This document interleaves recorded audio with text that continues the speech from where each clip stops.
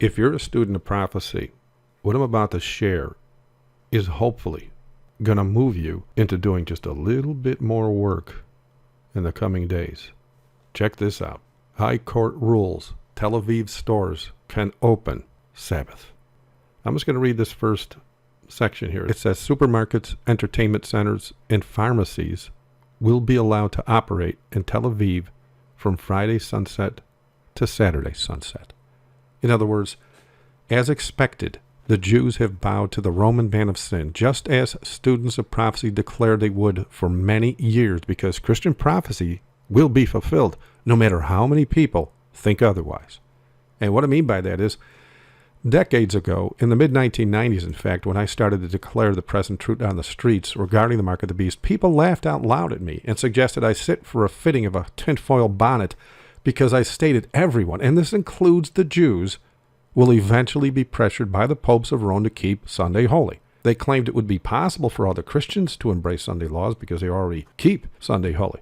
But they said that would never happen with the Jews. They also laughed when I said that when the Jews finally do agree with Rome on Sunday Sabbath, Rome will know they have the upper hand, and then they're going to go for the jugular of their theology and go after the original Sabbath day that they keep.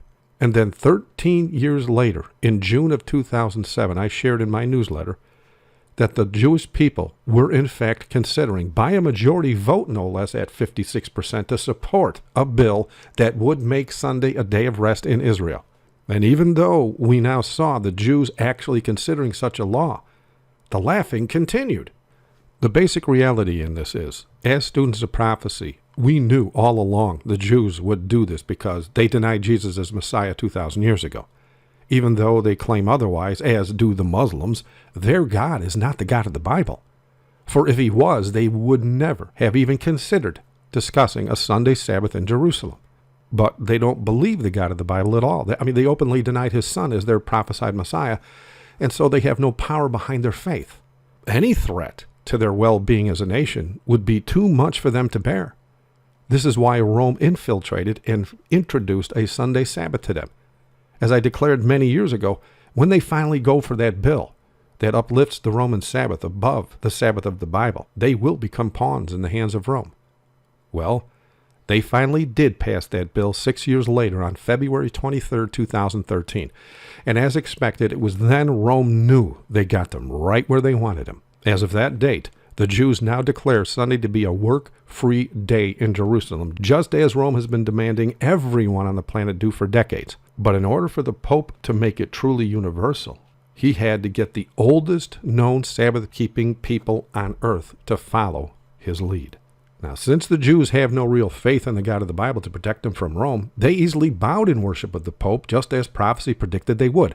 And so, as we also expected, Rome decided to take it a step further, wherein they could use craft to rewrite their laws so as to make working on the real Sabbath from Friday sundown to Saturday sundown to appear as completely acceptable, as this article now confirms just happened.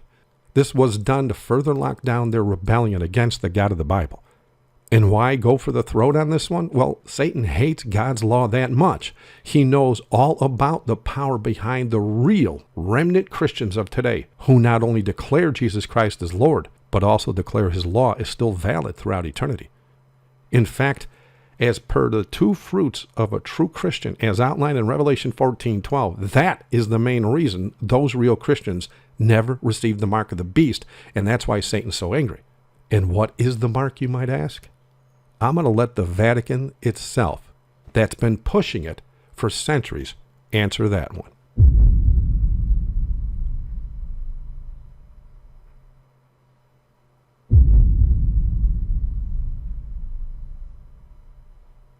Thank you for watching.